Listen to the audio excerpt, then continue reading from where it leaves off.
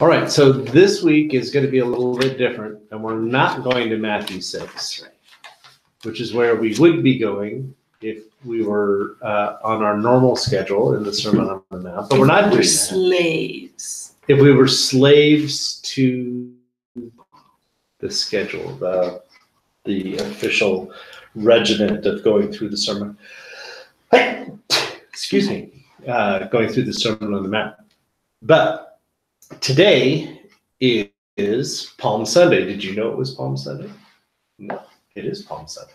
What's Palm Sunday? Okay, well, see, that's because you grew up in the wrong church. Palm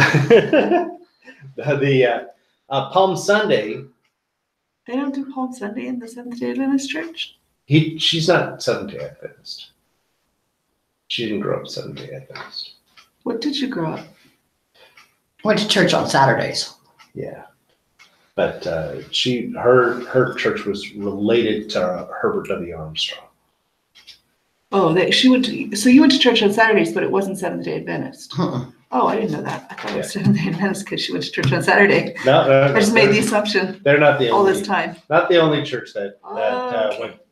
went to church on Saturday. And you mostly met in homes, didn't you? Is that right? What do you mean? Did you meet in a building or did you meet in homes? Meet in the building. You met in a building. Oh, okay. There's a lot of people I've met, and remembering their names is horrible, but when I see them, I recognize them. Right. Okay, so we're going to go to Mark chapter 11. So Palm Sunday, you asked what Palm Sunday is. So Palm Sunday is the celebration of the day that Jesus went into Jerusalem, and everyone laid down palm leaves for him to walk on. Do you remember that? Mm-hmm. Yeah. And so that's the day in the church that we remember that. So this is the beginning of what is called Holy Week, which begins with Palm Sunday and goes on to Easter Sunday.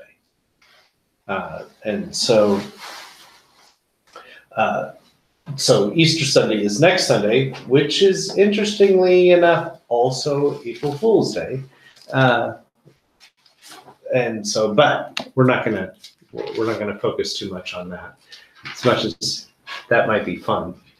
So what we're gonna do today is we're gonna kind of go through the events of Holy Week, the week of Jesus last week when he was in Jerusalem.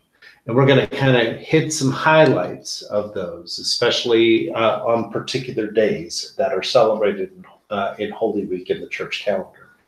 And we're going to just talk about them and talk about why these things are important. Why are these important? What was it that Jesus was trying to do? Because everything that was done in Holy Week was something that Jesus planned and prepared for and set up ahead of time.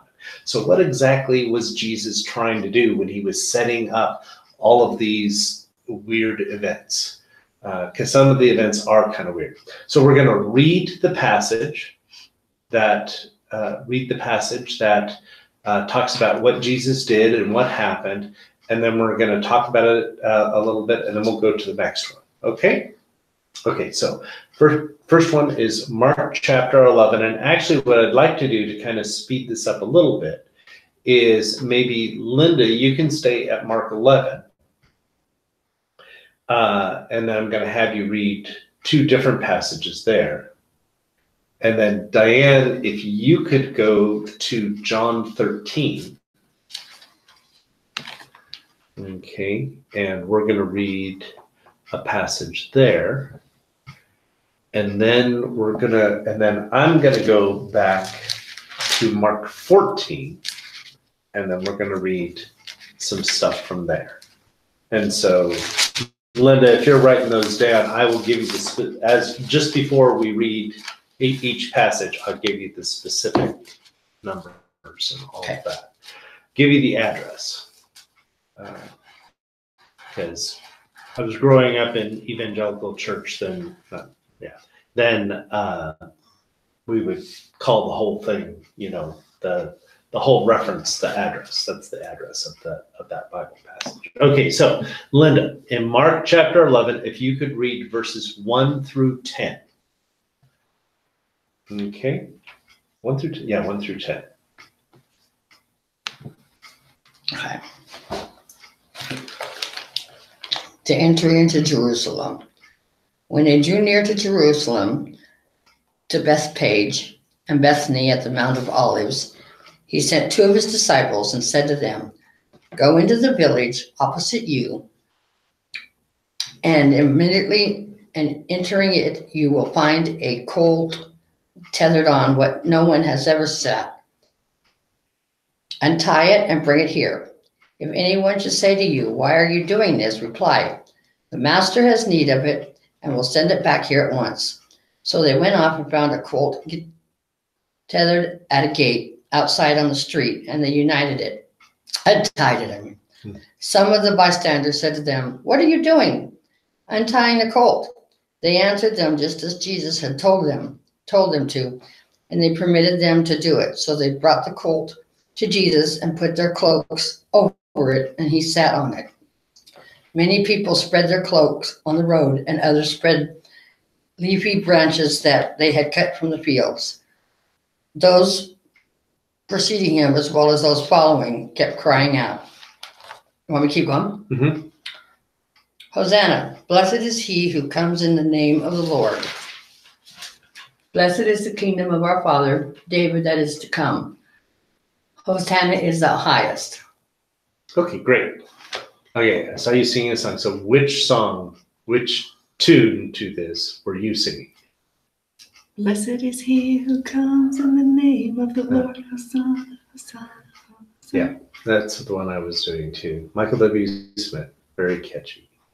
Certainly not the only one. There's lots of them that have put tunes to this. But yeah, so we got once again, like I said, really familiar passage. This is the basis for Palm Sunday, which today is Palm Sunday. And so you've got Jesus. He sent his disciples to get a colt, and they brought it back, and then people put cloaks on the colt, which seemed like it might end up getting pretty heavy. I don't know. And they also put cloaks on the road, and they put branches on the road. Now, the thing is that we'll say it's Palm Sunday. That's why we call it Palm Sunday. So all the branches were palm branches. It doesn't actually say that in the text. It just says that they're branches. No, that's because of our Western, all tree, if it was in the Middle East, it was palm trees. Right, yeah. Well, it could have been cypress trees. See, like on our... It's cut from the fields. It doesn't even have to have been trees. Okay, I suppose. Yeah. Because they Leafy called... branches, it said. Because Jesus called a mustard seed plant that grew up really high, he called that a tree. Okay. So, it could have been any number of different things. I just hope it wasn't fig trees. Because we've had problems with fig trees. You cut the branches off fig trees and lay those suckers down, and you are going to get burned because it's like acid. It's nasty stuff. Anyway, so they lay down the branches, and Jesus rides the colt on into Jerusalem. Okay, so and then in the passage, a little bit like in the next verse or something like that, it talks about that Jesus was doing this in fulfillment of a passage in the book of Zechariah, which says, "O Zion, behold, your king comes to you riding on a colt." All right, now all of this is important because of a tradition that would happen. So let's say you've got Julius Caesar. Julius Caesar is going out, and he conquers Gaul. Well, he did. Oh, you're thinking of Asterix, aren't you? Yes. Okay. Anyway, Julius Caesar goes and conquers Gaul, except for one small village. Okay.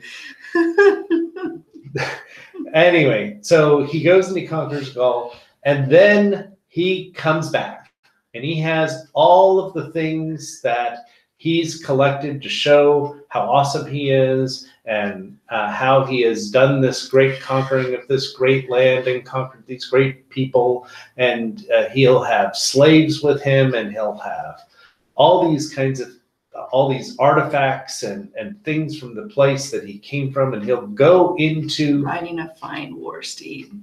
Yes, he'll be riding a huge horse, which at the time wasn't huge compared to the horses that we have nowadays, but still, it'd be a huge horse.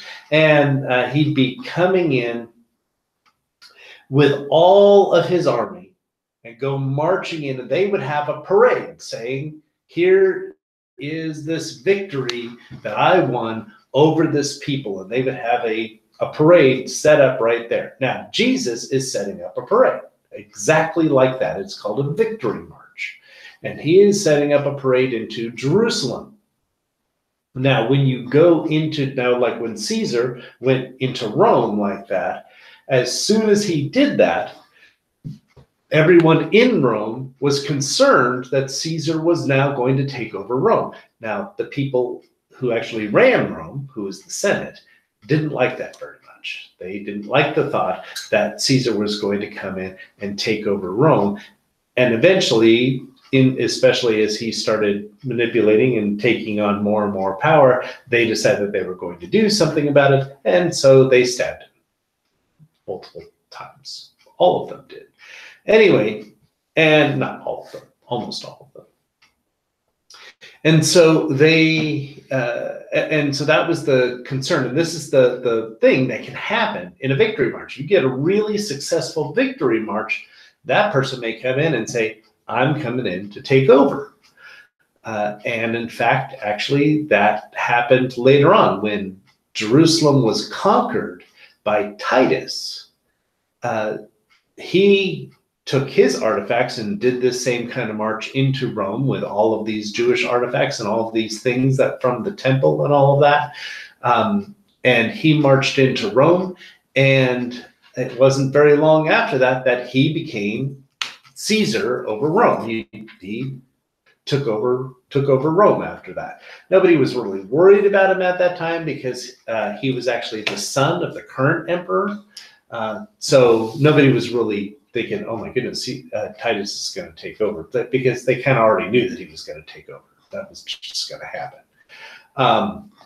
But wasn't Julius Caesar already Caesar? This was way later.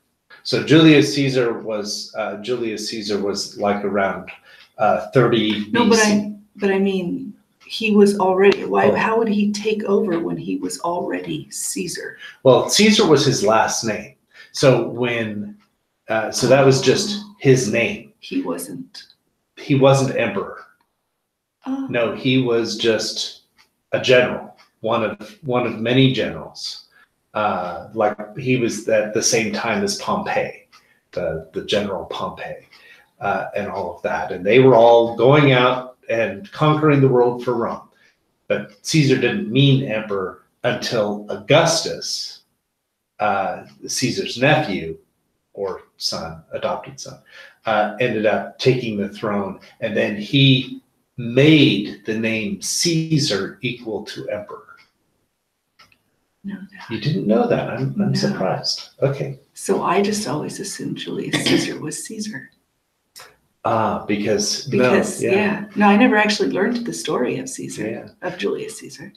I just No, in fact, it could be argued that he actually wasn't a Caesar. Well- that he was right on the cusp of becoming emperor, and then they killed him. I know. Okay. Yeah. Wow. But yeah, no, that was just his name. That was his family name, Caesar. And so because Augustus and Tiberius and Caligula and Not that we want to admit Caligula into the family, but there it is. and Claudius and Nero, they were all part of the Caesar family, so they were all called Caesar. And then Nero killed himself, and then they run out of Caesars. But they said, well, we'll just call this person Caesar, and that's because it's been a tradition for 100 years. Let's just keep it going. That's Anyway. so funny. Okay, so here's Jesus coming into Jerusalem. He is on a colt, which fulfills the prophecy saying, Jerusalem, your king is going to come into Jerusalem on a colt. So Jesus is clearly indicating that he is planning on being a king in Jerusalem. This is his plan. He directed this whole thing. He told the disciples to get a colt.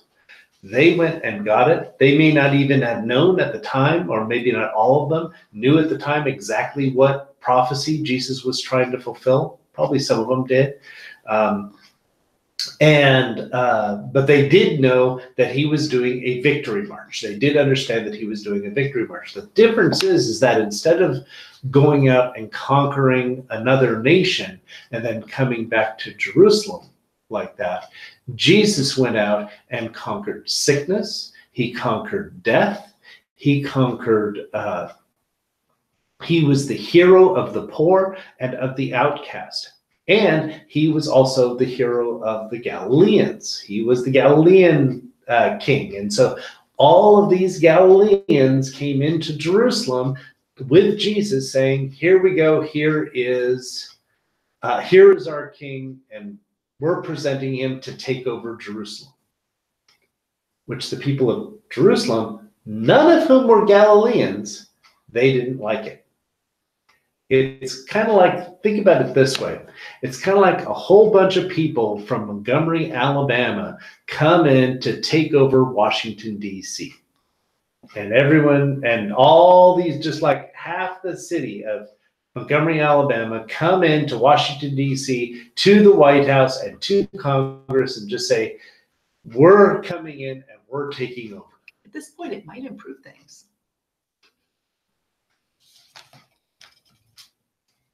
And so nobody in Washington, D.C. is going to accept a bunch of hicks from Alabama coming in to take over their city. They didn't want to do that. But the important thing is Jesus is presenting himself to bring in a new kingdom.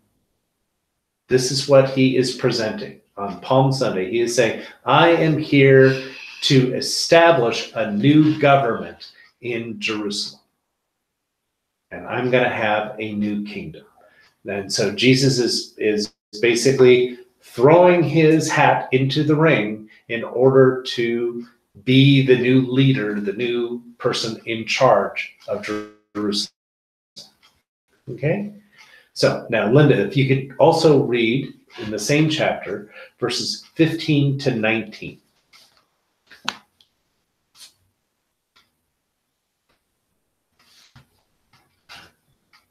Cleaning of the temple. They came to Jerusalem, and on entering the temple area, he began to drive out those selling and buying there. He overturned the tables of the money changers and the seats of those who were sitting those. He did not permit anyone to carry anything through the temple area. Then he caught them saying, it is not written, my house shall be called a house of prayer for all people, but you have made it a den of thieves. Couple more verses. Okay. The chief priests and the scribes came to hear of it and were seeking a way to put him to death, yet they feared him because the whole crowd was astonished at his teaching. When evening came, they went out of the city. Okay. So once again, very familiar passage. We all know this. Now, this happens the day after Jesus goes into Jerusalem on a colt. Doesn't happen the same day. It happens the day after. Because that day it says that Jesus went into the temple area, that he looked around the temple area, kept in mind the things that he had seen, and then they left. They left the city for the day. And then when he came the next day, this is what he did. So when it talks about him doing money changers, it's not and throwing out the money changers out of the temple. It is not that he is, this is not the center of the temple that's being there, the place where only men were were allowed, and that's called the holy place, because there's no way that they would allow these money changers to be in the holy place. That's not going to happen there. They're not going to have it in the middle of the place where where all the men are praying and all of that sort of stuff. No, instead what they had is they put these money changers in that just outside of that place in the area known as the court of the Gentiles and women. And the reason they called it the court of the Gentiles and women is because if you were not circumcised, or if you were a woman, which would mean that you were not circumcised, then you could worship God in that outer area of the temple. You couldn't do it in the inner area. You'd have to do it in the outer area. So people would do that. Now, what the chief priest did is he said, well, the men need a place to exchange money, the money from outside the temple, and exchange it for clean temple money. So that way they could purchase animals to sacrifice. So what you had is you had an area which had a lot of animals, and that was inside the temple, because what it used to be is people would take animals from their home, from their farms at home, and bring them to the temple to sacrifice. Well, if somebody is coming all the way from Babylon or Egypt, you couldn't think that they were going to bring an animal all that way to sacrifice. That's crazy. That's a long ways to go. And so the chief priest said, well, that's really inconvenient. Let's go ahead and set up an area on the outside of the temple so people can exchange money. We're exchanging the money so that way we're not bringing in bad coins with the images of gods on them. They don't want that in the temple. But so many coins in that day from all over the world had images of gods on them. So they wanted to exchange them to temple money. So there was a special kind of money that was only used in the temple. It wasn't used anywhere else. And they had these special coins, and so you could change in your Roman coins or your Egyptian coins or your Babylonian coins, and you change them out for temple money. And then you could take that temple money and use it to buy animals for sacrifice. That way you didn't have to bring your animals all the way from Rome or wherever else, because that's a long ways to go with your animal. But what the chief priest did is he basically considered the worship area, the only place that people who were not circumcised, women and Gentiles, to worship God, that was the place that he had set up His little this system. marketplace. Yep. It was not a bad idea. No, It was outside not a the bad temple idea. walls. If it had actually been done outside the temple. Now, the problem is that Jerusalem is a crowded place. There's just not a lot of room in lots of different places, and you don't want the temple money being used outside the temple. So he figured, well, we'll just do it here. But what he did is he took that business practice, even though it was for the purpose of worship, he took that business practice and he pushed the Gentiles and the women out so they couldn't worship in the temple.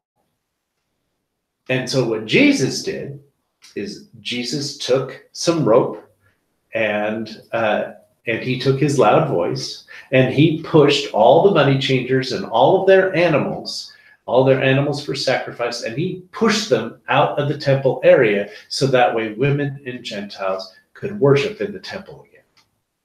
He pushed them out. And then he said, is it not written, my house will be called a house of prayer for all nations, meaning all the Gentiles should be allowed to come to the temple and worship. Everyone and all over the world should be allowed to come, whether they are allowed in the holy place or not. Jesus wanted that place separated for worship, for prayer, for people who couldn't get in to the other place. And that meant that these other things had to go out. But this is the tricky thing. Two things. First of all, Jesus was acting like the high priest. The high priest is the one who gave authority for those guys to be in the temple. The high priest is the one in charge of the temple. He's the one who makes those decisions. Except Jesus is saying, no, I'm making the decisions now. Remember the day before, he had just come in and said, new government here, new government over Jerusalem. That's me. I am now in charge of Jerusalem. And now today, he started acting like it. And he started pushing people around in the temple. Even though the high priest gave them permission to do that work, he pushed them out. And so they're like, this guy's a nut job. I'm not crossing. I don't know, ropes and yelling and quoting scripture. Oh my goodness, what is this guy? I'm just going to get out of his way and let the priest deal with that. Mm-hmm. The second thing is that not everybody understood what it was that Jesus was doing. The thing is that the people who were in charge of Jerusalem had so forgotten that women and Gentiles had permission and even God's command to come to him and worship him, that they didn't understand what Jesus was doing. They considered the money changers to be part of the temple structure. And so as far as they were concerned, Jesus was symbolically destroying the temple. He wasn't getting rid of something evil within the temple. He was symbolically destroying the temple itself, because for them, that practice of money, the practice of changing the money and of buying animals, was part of the temple structure. And to such a degree that they thought that Jesus had actually come to destroy the temple, and he was trying to show his disciples how to destroy the temple. I suspect he knew that, and that was why his word choice later. I am certain. I am certain that he knew that. And I am certain that when he said, because it says in John when this happened, he said, destroy this temple, and in 3 days I will raise it up. And John, very helpfully, it says he wasn't talking about the temple, he was talking about his body. But anybody who hears Jesus say in the temple area, destroy this temple, guys, you hearing me? Destroy this temple, and in 3 days I will raise it up. And everyone's like, oh my goodness, he's going to send his disciples to destroy the temple. He's going to send all of Galilee. He's going to get an army from Galilee, and they're going to come and destroy the temple. This is what they're thinking. Because those Galileans would do anything. They're crazy. Those Galileans are crazy. But what Jesus is doing is he's taking over the place of the high priest, offering justice for women and Gentiles and people who are outside of the temple, the proper temple. And he is being merciful to people who are outcast. And this, he is showing the kind of kingdom that he is setting up. So the first, he shows, I'm setting up this kingdom, and it's going to be people who are Galilean. Second, he shows the kind of kingdom I'm going to do is the kind of kingdom that welcomes women and Gentiles. That's what he's doing that day. All right? So, then, John chapter 13, verses 2 through 13.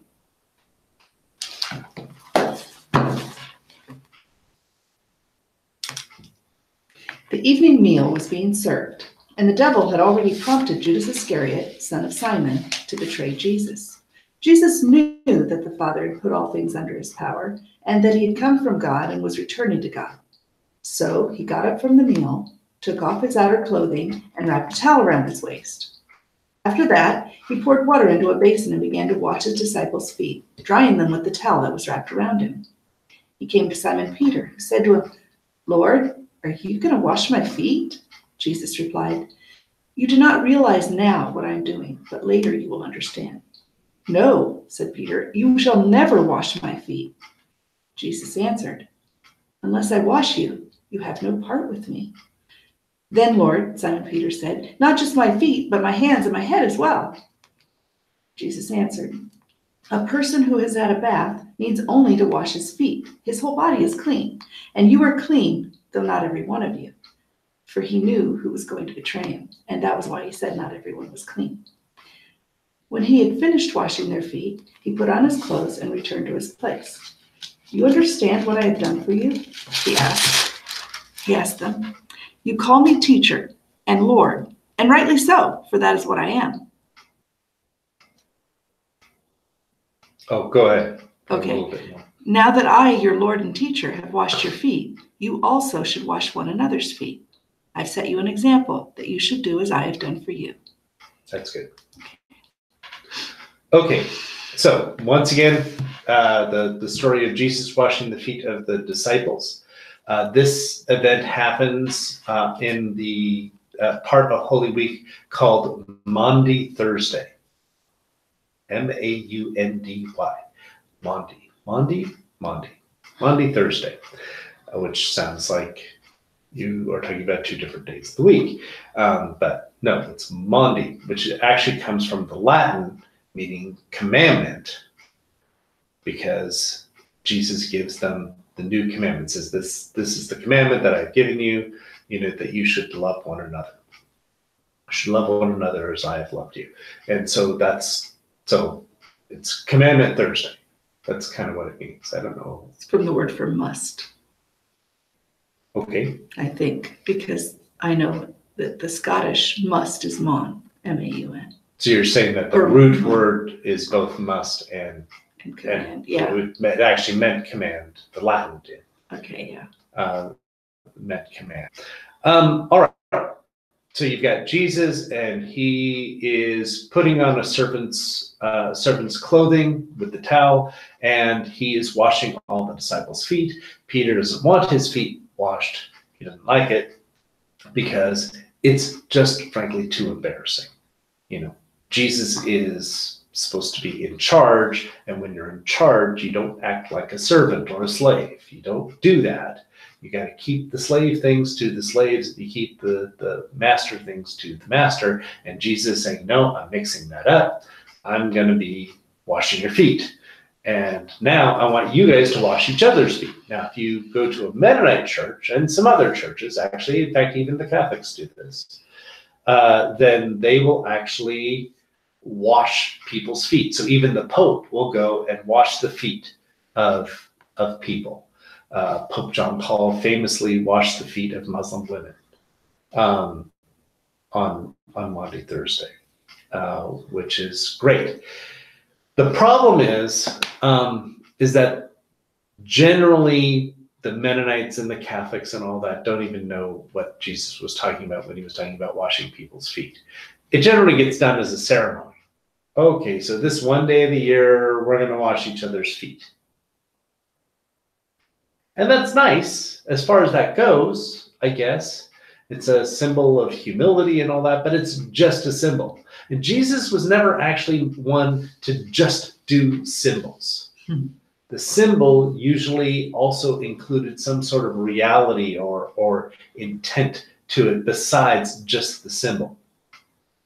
And so the thing is that when what is the context in which a person in Jesus' day would have their feet washed?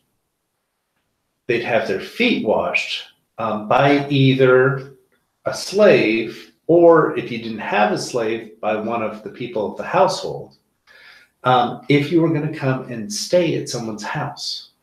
It's one of many things that is part of hospitality in the ancient world. So let's say you've been walking all day and you're all dirty, and then you go into somebody's house. First thing you do is you sit down and wash that person's feet, so that way their dirty feet don't get the rest of your house dirty, because you've got rugs and stuff around on top of the dirt. So that way you don't, the place doesn't get all dirty. So you don't want people's filthy feet to come in there. Well, why are you washing their feet? Because they're going to stay a while. They're going to be there for a while. You're going to offer them food, probably a feast of some sort. So you wash their feet, then you're going to go and cook some food, and you're going to give them a lot of food. So that way they're going to be ready to travel the next day. And then you're going to let them spend the night. So when Jesus is saying, you guys need to wash each other's feet, what he's really saying is, you guys need to be ready to stay in each other's houses. And this is kind of the thing that kind of bugs me about the whole ceremony of washing people's feet. Now, we don't do this anymore. We don't wash each other's feet. You know, if somebody's feet are dirty, we'll say, there's the bathtub, go ahead and take care of it. You know, I mean, but we're going to do. And everyone's happy with that arrangement because nobody actually wants somebody else washing their feet anyway. So it's like, please don't touch my feet. You know, it's weird. Have you ever been to a foot washing ceremony? No. The one thing that everybody hates in the foot washing ceremony is having their feet washed. It's a little creepy. Now, in the Mennonite church, totally makes sense. Men wash men's feet and women wash women's feet.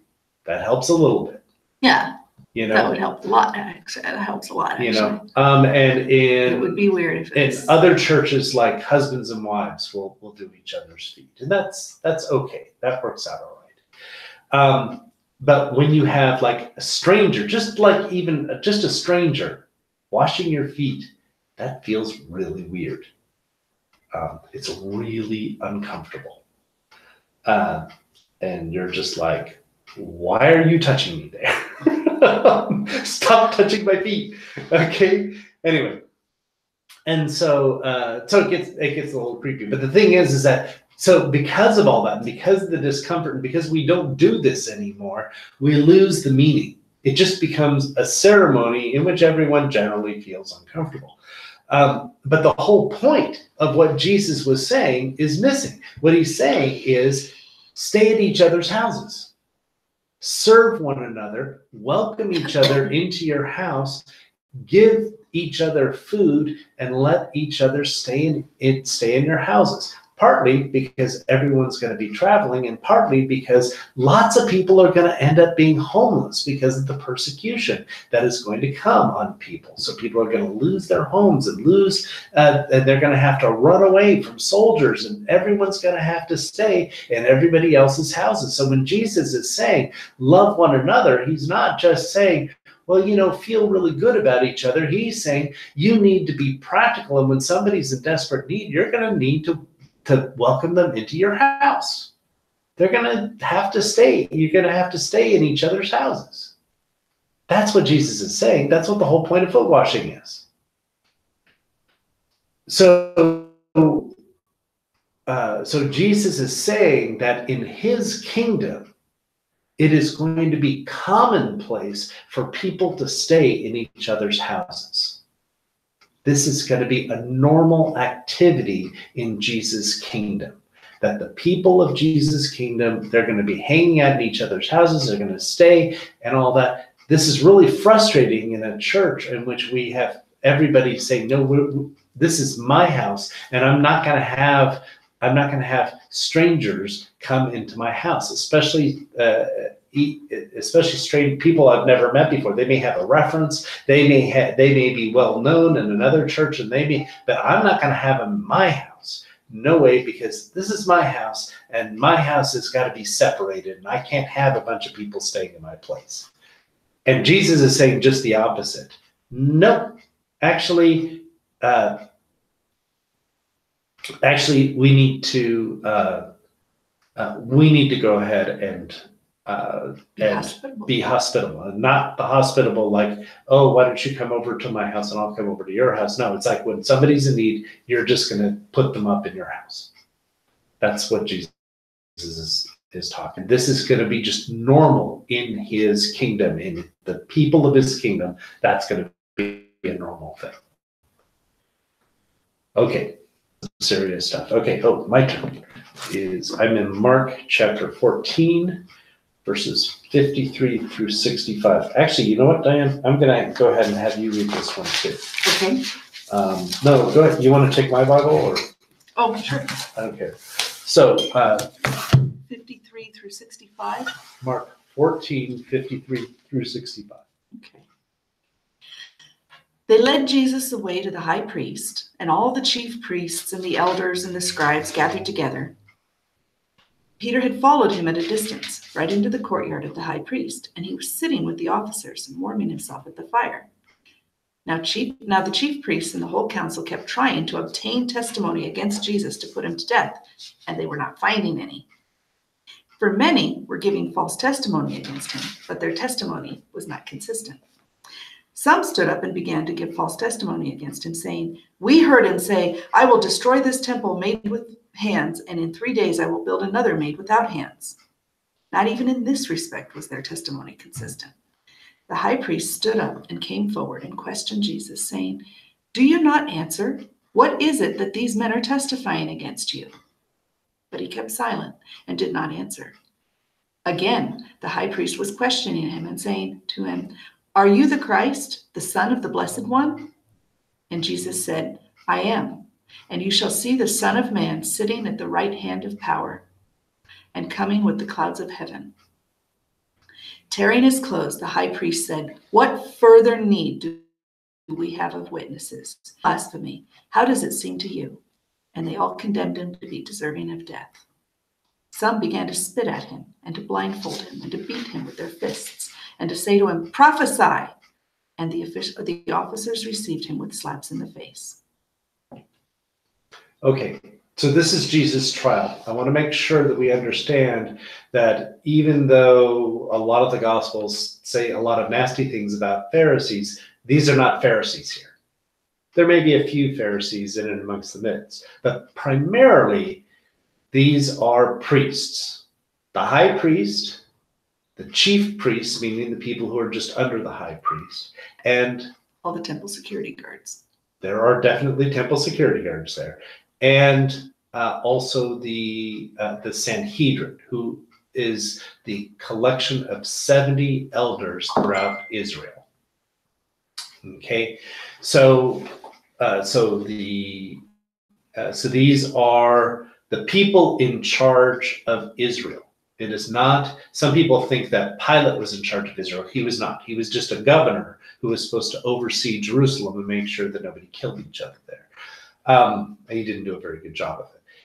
But it's actually the priest, the high priest, who was officially in charge over Israel and over all the Jewish people.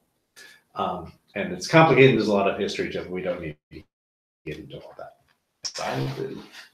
Okay, so this is who it is. Now, we can see about some of the things that Jesus had done earlier in the week, and we already know that the high priest is pissed off. Extremely pissed off, because first of all, Jesus comes in and says, "Hey, I'm in charge here. Look, I'm riding on a colt. That means I'm going to be king of Jerusalem." And they certainly didn't like that, because it's a bunch of Galileans coming in. And then Jesus comes in and starts pushing people around in the temple as if he was in charge. And it was actually the high priest who was in charge, and the chief priest. They're really pissed off at Jesus. They're really mad. So they get him arrested, and they bring him in and says, "What the heck are you doing?" And then they get testimonies in there. It says it's a bunch of false testimony. Now, I do want to say that the statement says that who were testifying falsely said, "We heard him say, 'I will destroy this temple that is made with hands, and in 3 days I will build another not made with hands.'" Probably Jesus did say something very much like that. The problem was that they couldn't agree on what it was that he'd said. They kept kind of getting approximately, maybe he said this or maybe he said that, but they couldn't quite figure out what it was that he did say, because none of them actually paid attention to what he was saying. Remember, we already know that he was talking about his body, not about the actual temple that was around. So they had heard something, but they weren't really sure what it was that they had heard. So one person says this, and one person says this, and one person says something else, and nobody's coming. So it's not So it is false testimony, not in the sense that they are lying, but in the sense that they contradict each other. These are witnesses that contradict each other. So they make no legal sense. And the problem is that the chief priests want a solid case. Mhm. They want a solid case to be able to say, this Jesus is bad news and we want to kill him. So instead of going to that, they just go, the high priest goes straight to Jesus and says, are you the Christ? Meaning, are you the person, do you think that you're in charge of Jerusalem and over the temple? And Jesus basically says, yeah, I'm that guy. And in fact, not only am I in charge there, but I'm the one in charge of all the earth seated at the right hand of God. And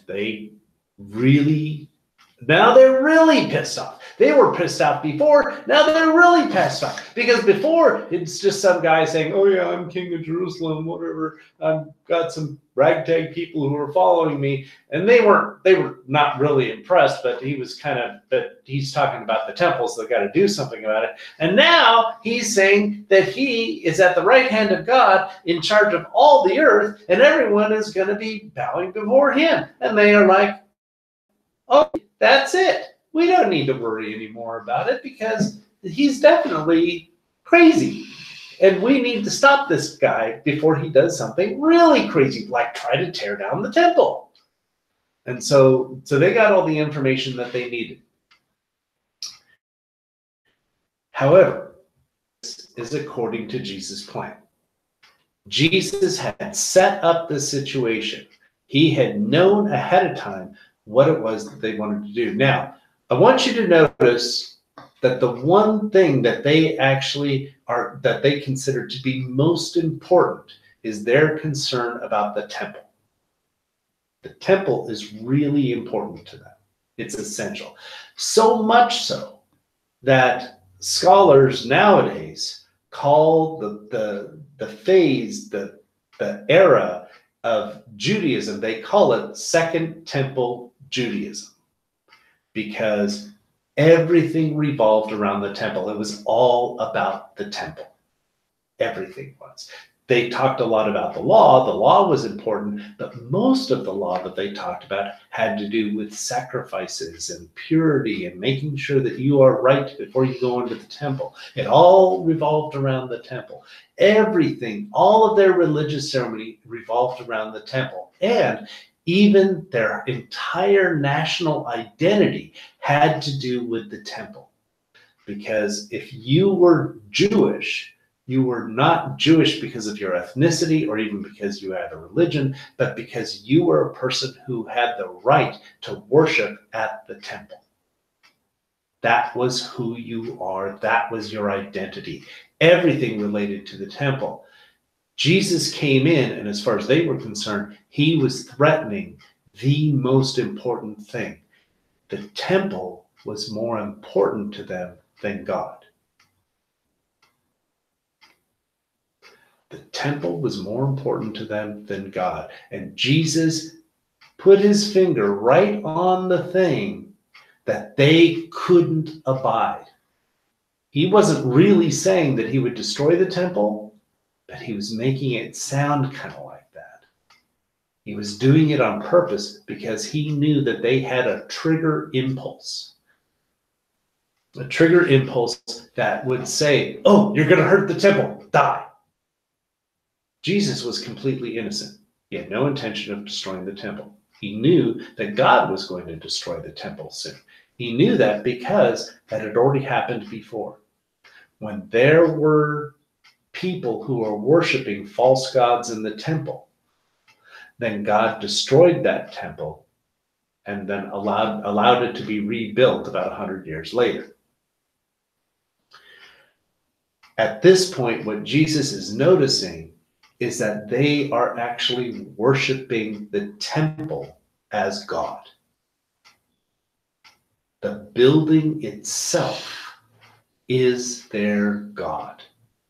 They are, and Jesus pointed out earlier, that they are stealing widows' last coin in order to build the temple. They are stealing from the poor in order to build a magnificent, huge temple, so that way the whole world could be impressed by this temple. They were oppressing people and hurting people in order to make everything pure according to their ideas of purity, in order to be able to do that. And it all revolved around the temple. And Jesus was saying the problem is that the God that you worship is the temple itself. They allowed a person who was questionably Jewish, and definitely not a good Jew, to basically provide all the plans for the rebuilding of the temple. A guy named King Herod. He's the one who established this great temple and made all the plans and provided all the money and pulled all the strings, so that way this temple could be built, because he wanted to be seen as a great king, as one of the great kings, to present one of the great wonders of the world. And he had this temple built as one of the great wonders of the world. And even the disciples were going around saying, wow, what an amazing temple this is. And Jesus is saying, this building right here is the problem, because it's just a building. It's just another building to worship God. Jesus said there will come a time when people are not going to be worshiping in this building or in that building, because everyone will be worshiping God in spirit and in truth. And you don't need a building for that. You don't need a building to worship God.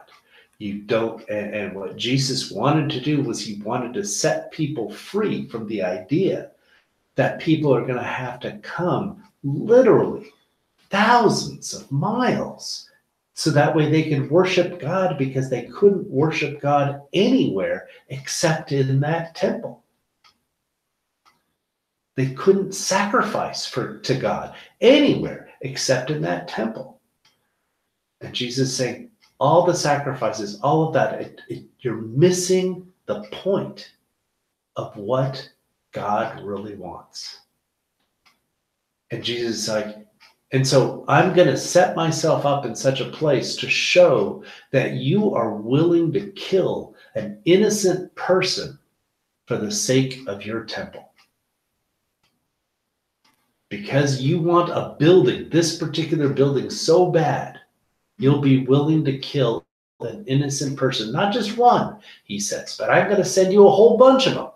And you're going to kill them all, because you think that this temple is so important.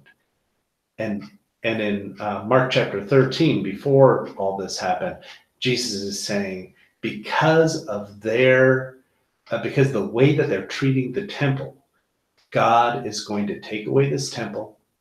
He's going to take away the priesthood. He's going to take away all the leadership. And he's going to even take the people out of the land and Jerusalem itself, because this is what they're worshiping.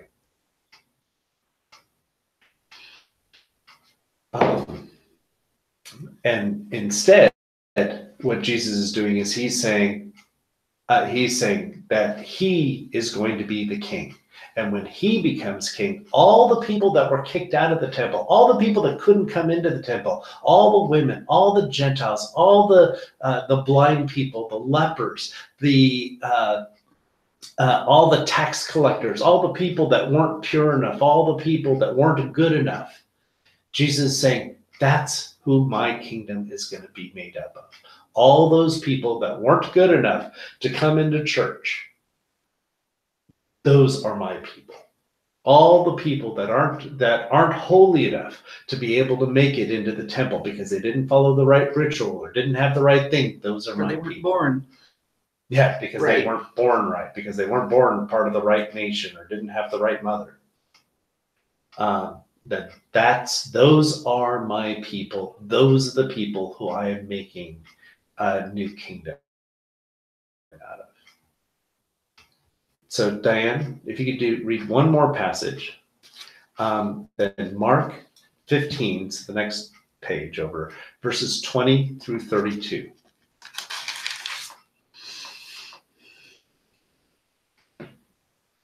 After they had mocked him, they took the purple robe off him and put his own garments on him, and they led him out to crucify him. They pressed into service a passerby coming from the country, Simon of Cyrene, the father of Alexander and Rufus, to bear his cross. Then they brought him to the place Golgotha, which is translated place of a skull. They tried to give him wine mixed with myrrh, but he did not take it. And they crucified him and divided up his garments among themselves, casting lots for them to decide what each man should take. It was the third hour when they crucified him. The inscription of the charge against him read, "The King of the Jews." They crucified 2 robbers with him, one on his right and one on his left. And the scripture was fulfilled, which says, "And he was numbered with transgressors." Those passing by were hurling abuse at him, wagging their heads and saying, "Ha! You who are going to destroy the temple and rebuild it in 3 days, save yourself and come down from the cross." Was it to 30? To 32. Oh. In the same way, the chief priests also, along with the scribes, were mocking him among themselves and saying, "He saved others. He cannot save himself. Let this Christ, the King of Israel, now come down from the cross so that we may see and believe." Those who were crucified with him were also insulting him. So part of the reason that Jesus said what he said in front of the chief priest, that he is not only the Christ, but that he is that they would see him seated at the right hand of the Most High, and then they declared that to be blasphemy. He pushed them that far, so that way they would completely reject him. And if by completely reject him, that means not just that he would be stoned to death, but that he would be crucified. There's a difference in the different kinds of killing someone. If you kill someone by stoning them to death, that means that they are a criminal, but they're a Jewish criminal. They're still part of the Jewish clan. If you convince the Romans to crucify someone, to hang them on a tree, then according to the law, both Roman law and Jewish law, that person is cursed. That person is no longer a Jew. That person is really no longer human. They are no longer any kind of citizen. And so what is going on then is Jesus is being crucified, which means that he isn't any longer a citizen of Israel. He is no longer a citizen of Judea. He is no longer a citizen of the people who can worship at the temple, which is why, interestingly enough, that they take people outside of Jerusalem to crucify them, because they have to be out of the city. They're no longer allowed in the city anymore. They have to be killed outside the city because they're completely rejected. And so, but it's interesting that you notice that they keep mocking him with the phrase "King of the Jews." You know, he's the charge up on the cross. You always have to have the charge for which a person is being killed. And usually that charge, like the other people, it says that they were robbers. They weren't actually robbers. They were bandits. They were brigands. They were people who were out in the countryside who would attack not just wealthy people, but wealthy people of authority. They are rebels against the state, violent rebels against the state. And so they're being killed for rebellion. They're not being killed for stealing. And so even so, when Jesus, and so they have a little thing that's nailed on their cross that says that they are brigands, or they are I keep thinking of the Greek root, but that's not going to mean anything. Anyway, so but that they're rebels against the state. And that's what's up there. For Jesus, they are putting King of the Jews. That is his crime. His crime is that he is King of the Jews. Now it says in Matthew, it talks about that some of the Jewish leaders went to Pilate and said, well, don't say that he said he was King of the Jews, not that he was King of the Jews. Come on, let's not put him in there. And Pilate just said, nah, I'm leaving it. I've written what I've written. I'm not going to change it now. And I think that he probably left it that way because he wanted to make fun of the Jewish people. Pilate hated the Jewish people. He hated them terribly. And he was really exhausted and overwrought because everybody just seemed so crazy to him. And they sure weren't helping that with this little circus. Yeah. Anyway, and so he hated Jews. So for him to put on King of the Jews is just his way of saying, yeah, no, this is what all of you deserve. But the thing is that it also kind of gives a little bit of indication that maybe Jesus was being crucified because he was actually King of the Jews, and not just that he said that he was King of the Jews. And then they kept calling him Christ all throughout. Let the Christ, the King of Israel, come down from the cross so we may see and believe. And they're saying it mockingly. They're saying it sarcastically. But the writer is saying, well, but, they're still calling him Christ. They're still calling him Lord. They're calling him King. All throughout this thing, they're calling him that. But the thing is that he couldn't be King of Israel anymore because he was outside. He's no longer a Jew anymore. He's being crucified. And so once you're crucified like that and you're left hanging there all day in shame, and then you end up suffocating to death, you are no longer Jewish. You are no longer part of Israel. You are no longer part of Jerusalem. And this is the sneaky thing, is that Jesus did it on purpose in order to no longer be a Jew. And the reason is because he wanted to establish his own kingdom.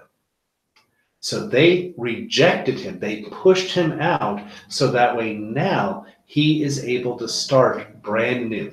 He doesn't have to go with the old laws, because in a new kingdom, you start brand new and you've got your own laws. Before, you had to work with the old system. You had to work with the elders and the priests and all of that. Jesus doesn't have to do any of that. He doesn't have to follow any of those traditions or any of those things. He gets to start brand new because he's no longer a part of that system anymore. He is outside of that. So as a king, he gets to start with a fresh sheet. And nothing is going to be the same as it was before. He doesn't have to follow the law. Now the only law is going to be love. He doesn't have to have the leadership system that was set up before. Instead, he can set up his own leadership system, a system in which people are going to be servants instead of instead of what? Tyrants. Tyrants, yes. That people are no longer in his kingdom. Nobody is going to be persecuted anymore. That persecution is what is outlawed instead of looking at this person or that person as someone deserving of being persecuted. Now persecution itself is going to be outlawed, and people are going to be people who are merciful and helping each other all the time. That's what his kingdom is about. And so Jesus, basically, he wiped away all that old thing because that system rejected him. He is starting with absolutely nothing. He is starting with nothing. He has no possession. He has nothing to build his kingdom from except what God gives him. And in fact, he doesn't even have that he speaks. And from this complete poverty, Jesus could give generous wealth from God that no one could otherwise obtain. From this place of hatred and rejection, Jesus could offer love to those who give mercy.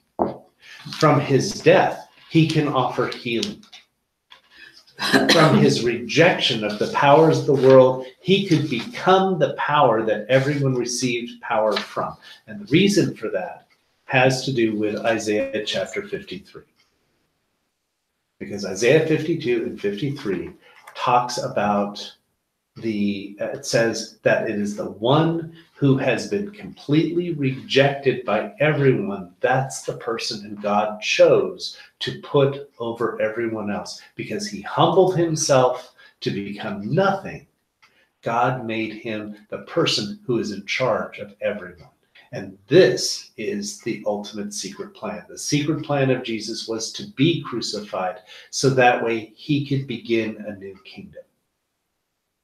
And that's what he was doing in Jerusalem all that week. He said it right at the beginning, Palm Sunday, I am the king. What nobody could figure out, though, was how was he going to become king? Because everyone only knew of one way to become king. You get an army and you take over. And Jesus says, no, I'm going to become king by getting rid of everything, even my own life, and allowing God to start me with nothing. And that is a very weird way to start a kingdom. It's a very weird way. People still don't get it. But that was Jesus' plan from the very beginning, that he had to start with nothing so that way he could start brand new. Because frankly, this world is so screwed up that sometimes you just have to start brand new. And that's it. That's what I wanted to say for today.